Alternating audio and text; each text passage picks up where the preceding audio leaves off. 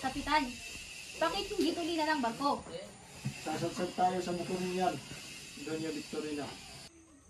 Napakabagal ng daloy ng tubig. Ako'y naririndi na! Puminahon ka, Doña Victorina. Ngunit tignan mo ang ating paligid. Napakagandang pagmasdan. Paumanhin mga binibin. Ngunit ang solusyon ay napakadali.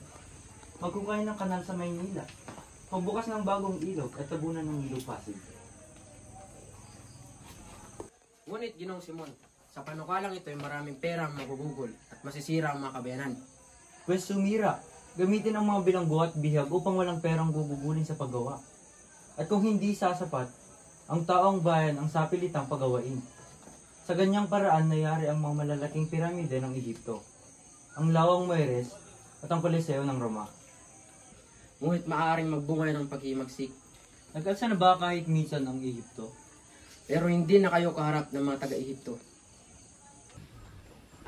Ang luping ito ay marami ng beses naghimagsik dahil sa sapit ng paggawa. Ang mga pulong ito ay hindi na muling maghihimagsik. At kayo, Padre Salvi, anong silbi niyong mga prele kung maghihimagsik ang bayan? At huwag kayong bumanggit ng mga pangangatwirang pawang katunggakan. Siya'y napakawalang utang na loob at talakayin pa ang mga to sa bapor pa naman. Ano ba naman ito? Siksik na nga rin. Daming yung nagsisiksikan. Tinitiyak kong hindi maisa sa katuparan ang Akademya ng Wikang Kastila. Sa katuparan po, Kapitan Basilio. Hinihintay lang po namin ang iyong pagpuli. Niregalaan po namin si Padre Irene ng 2 kabayo. Siya ay nangakong makipagkita sa General. Sasalungatin iyon ni Padre Sibilia. Bayaan ninyong salungatin. Kaya nga naririto iyon sa bapor ay para makipagkita sa General na nasa Los Baños. Makakuha man kayo ng pahintulot, saan naman kayo kukuha ng salaping gugugulin? Meron na po, mag-aambag lahat ng mga estudyante. At ang magtuturo? Ang mayamang si Makaraig ay nag-alok ng isa sa kanyang mga bahay. Kung sa bagay, hindi naman masama ang panukalang iyan. Hindi man natin mapag-aaralan ang salitang Latin, ay mapag-aaralan naman natin ang salitang Kastila. Diyan natin makikita na tayo lumalakad ng paurong. Sige. Yung mga tao, Basilio, kapag nagmumungkay ka ng isang bagay, iniisip agad ay malaki, sa halip ay kabutihan. Ay biglang makuha ang lahat na parang buwan ng bilyar, makinis at mabilog. Ginoong Simon, siya nga po pala si Isagan, kaibigan ko po. Isagan, totoo bang ang mga tao sa iyong lalawigan ay hindi makabili ng alahas? Hindi po ito nabibili sapagkat hindi po ito ay kailangan. Wala akong masamang ibig sabihin. Mabuti pa samahan niyo na lamang ako uminom ng serbesa. Salamat po, ngunit hindi po kami uminom ng serbesa. Ayon kay Padre Camora, ang pag-inom ng maraming tubig ang sanhi ng kawalan ng sigla ng mga tao.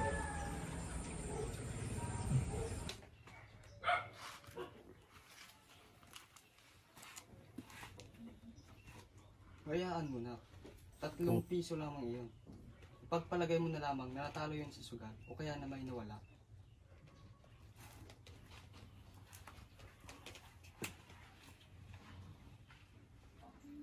Manalo ka man sa usapin, anak, ay tiyak na maghihirap ka. Ni isang saplot ay walang matitira sa iyo. Lahat tayo ang mga ibabalik sa alikabok. Magbabayad ako sa mga abogado. At kung ako ay nanalo sa kaso, may papabalik ko pa si Talo. Ngunit kung ako ay natalo sa kaso, hindi ko na kailangan ng anak.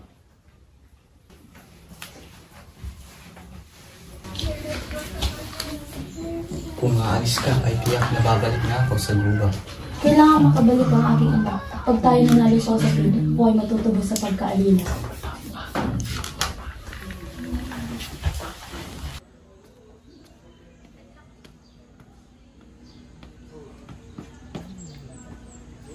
Basilio, nandito ka na pala. Alam mo na ba ang balita? Ano pong balita? Dinakip si Gabes ang Tales upang tubusin siya ng 500 piso.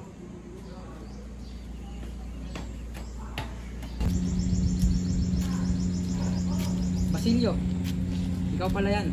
Anong nangyari sa'yo? Namatay po ang aking ina at pinsan. Nais ko pong makapag-aral at nilisan ko ako sa Diego upang makapunta sa Manila. Ngunit ako po'y nalito. Kung nais mo makapag-aral ay papaaralin kita at gagawin kitang utusan upang ikay makatulong sa aking buhay.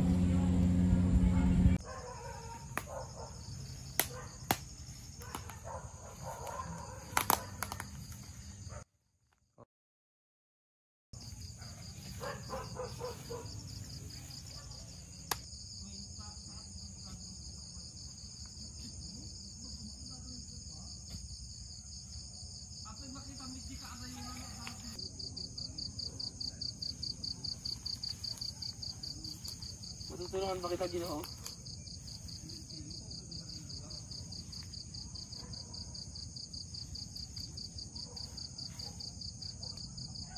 Kilala mo ba ako?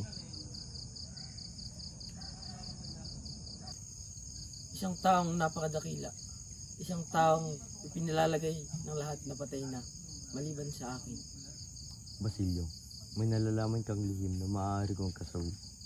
Hindi kita papatayin sa pag-asang hindi ko ito pagsisisihan. Nagtiyaga ako't nagsikap makaipon ng maraming salapi upang may sagawa ang aking layon. Nagbalik ako upang ibagsak ang masamang pamahalaan at padaliin ang pagkasira nito kahit patumalak ang maraming dugo. Kabataan na walang karanasan. Anong hangarin ninyo sa hinihingi ninyong wikang Kastila? Ano ang inyong mapapala upang hindi kayo lalong magkaintindihan? Hindi po. Dahil sa Kastila ay mapapalapit tayo sa pamahalaan, magiging sanhi ito ng paglalapit-lapit ng mga pulo. Isang pagkakamali ang inyong paghingi ng wikang Kastila. Sa halip na tulungan mo ako, gamitin mo ang iyong lakas na kabataan upang kalabanin ang baluktot na paniniwala. Yan ang dahilan kung bakit hindi kita pinatay. Patawad, Ginoo. Ngunit hindi ko po kayang gampanan ang inyong hangarin. Sa araw na magbago ang iyong paniniwala, hanapin mo ako sa aking tahanan sa eskolta at doon paglilingkuran kita ng buong puso.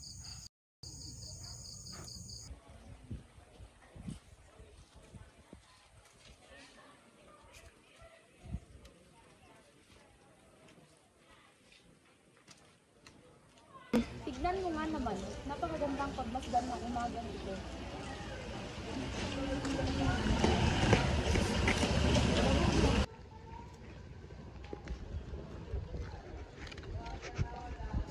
Maligayang Pasko po, Tandang Selo. Hala, napipinayata sa Tandang Selo. Pinadadalhan tayo ng Diyos ng mga parusa sapagkat tayo ay makasalanan. O may kamag-anak tayong makasalanan na sana'y tinuruan natin ng kabanalan, subalit hindi natin ginawa. Akalain niyong ang dalagang maaari ng mag-asawa ay hindi pa marunong magdasal? Ave Maria, gratia plena, Dominus tecum, benedicta uni mulieribus et benedictus fructus ventris tui, Jesus. Santa Maria, Mater Dei paralubos. Pati ba iyan hindi mo may kabesa?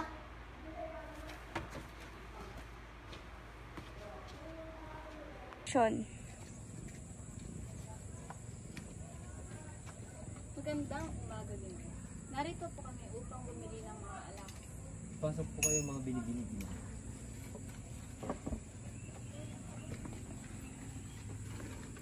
Ayaw ninyo marahil ng mga alahas. No, sa pangkaraniwan, ang mga huwad lamang. Siya nga, mga brilyante, matatandang brilyante, mga bato sa una. Marahil naman, meron po ako dito mga matatandang brilyante o mga alahas. Meron po ako ditong mga kwintas ni Cleopatra na natagpuan sa mga piramide at mga relo ng mga ginoong taga-Roma. Marahil ay ang mga pinadala ni Hannibal. Napakaganda namang mga alahas nito.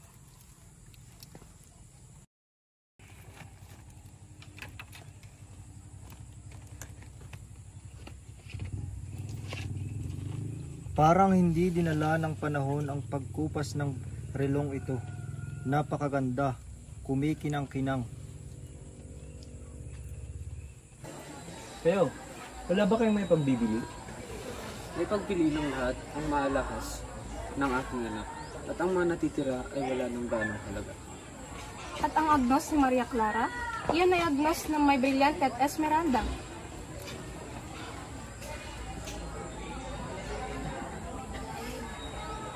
Ibig ko ang pagkakayari. Magkano po ninyo ipagbibili ito? Naiibigan ko ang agnos na ito. Tatanggapin ba ninyo ang 100 o kahit 500 piso?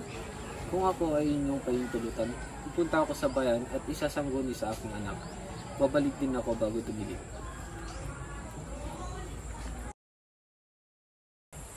Mabuti na lang sa'yo ko binigay ang lupa ni Kabesang Tali.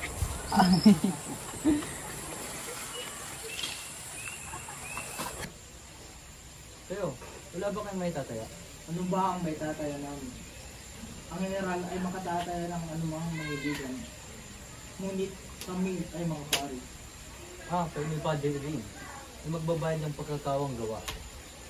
Panalangin at kabaitan. Alam nyo, ang kabaitang taglay ng bawat isa sa atin ay hindi tulad ng brilyante na ipapalit-palit ng kamay.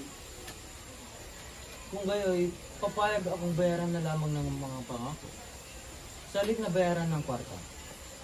Isasabihin, limutin na lamang ng 5 araw ang karalitaan. Ang kababaang loob, ang pagkamasunurin, ang kalinisang ugali, ang pagkamabagin at iba pa, ay walang laban kumpara sa aking brilyante.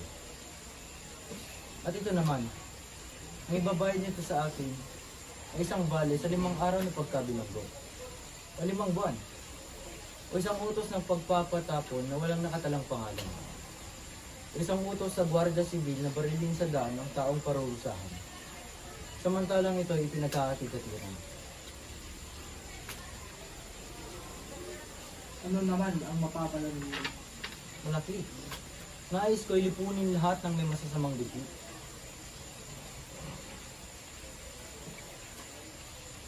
Alam na ba ninyo na may maning na magpalaganap ng isang akademiyang magtuturo ng wikang Kastila? Isang mapangahas na hiling, bukod sa paglalaktaw ng ating kapangyarihan. Ang hiling ay kahinahilan. Isang anyo ng paghihimagsik, pag-aalsa. Ang kahiling ay bubulungan ng binatang naghahangad ng pagbabago at kapayabangan. Isa rito ay si Isagani, pamangkin ng isang paring Indio, si Padre Florentino. May nakakaalala ba sa ating nakaraang aralin? Pwede ko bang sabihin na walang labis at walang kulang? Antugin, ano ka? Tamad? Ano mo na ba yung aralin? Sige, Juanito, sagutin mo ang tanong ko. Parehas ba ang nasa likod at nasa harap? Placido, tulungan mo ako. Dali, tulungan mo ako. Aray! Napakahayop ko talaga nito. Ikaw, magaling na taga-bulong. Hindi kita tinatanong, ngunit ibig mong sinasagot ang iba. Ngayon, iligtas mo ang iyong sarili. Anong pangalan mo? Placido po. Aha, Placido Printente. Dapat mas magandang itawag sa'yo, Placidong Bulong. Dahil dyan, paparusahan kita. Liliban kita ng 15 araw. Ano pa't kulang na lang ng isa para matanggal ka na sa talaan? 15? Hindi pa ako lumibas sa klase ng higit sa 4. Kung sakali, ikalima pa lang ako ngayon. Hirap kong tingnan ng talaan. Nagbibigay ako ng 5 guhit kung ako'y makakahuli ng isa. Ilan ang 5 sa 5? 2. Tama ka dyan. Dahil dyan, nakakalamang ka na naman ng 10. Ngunit, Padre, kung babawasan niyo ako sa lusyon. Dahil dyan, nakakalamang ka na naman ng 10. Ngunit, Padre, kung lalagyan niyo ako ng bawas sa leksyon, ay dapat din niyo alisin ang hindi ko pagpasok na nilagay ninyo. Hindi ko lang po mag-iisip kung paano ang wala sa klase ay may maiuulat sa leksyon. Di yata hindi mo naunawaan at hindi mo naisip. Pilosopo na hindi pumapasok sa klase. Padre, tama na! Hindi na kita matiis!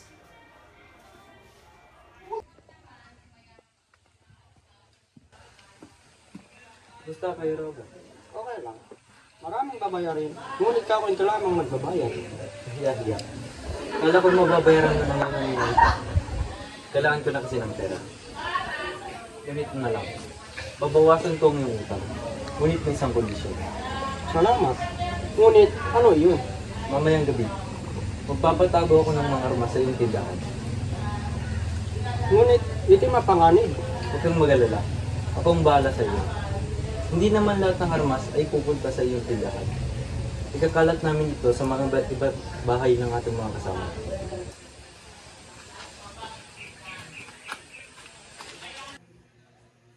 Ikaw pala yan, Crisostomo.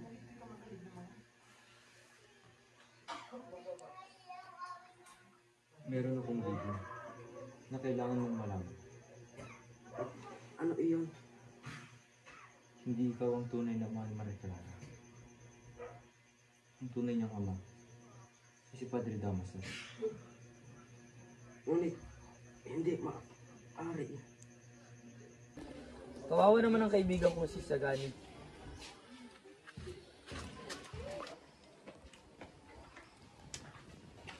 Saan ka pumunta, kaibigan? Huwag ka nang tumuloy. Ngunit kailangan ko siyang makausap.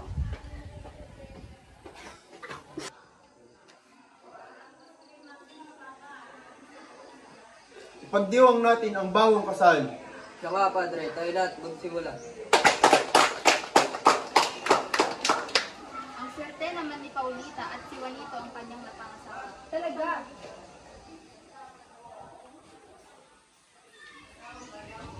Kanino galing ito? Teka, parang may sulat. Parang galing kay Crisostomo Ibarra. Yan nga. Ganyan na ganyan ang sulat ni Crisostomo Ibarra. Ngunit patay na si Crisostomo Ibarra. Masamang pangitain ito. Masama nga ito. Sino ka? Pagnanakaw!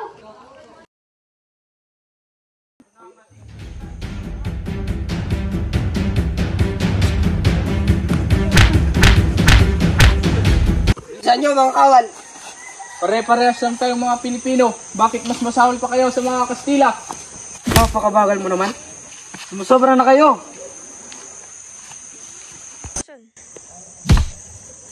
Patayin mo na yan.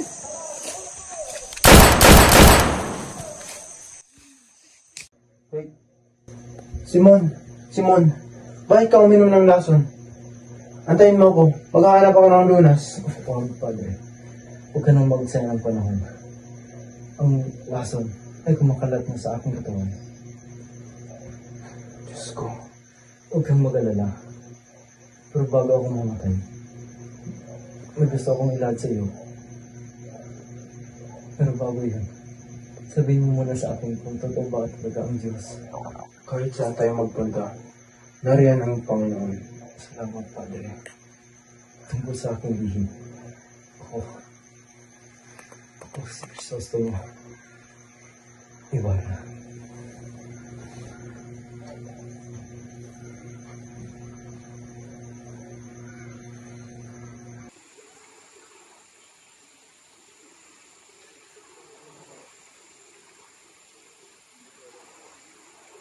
Hindi na maikukubli ang tunay mong pagkatao, Don Crisostomo Ibarra.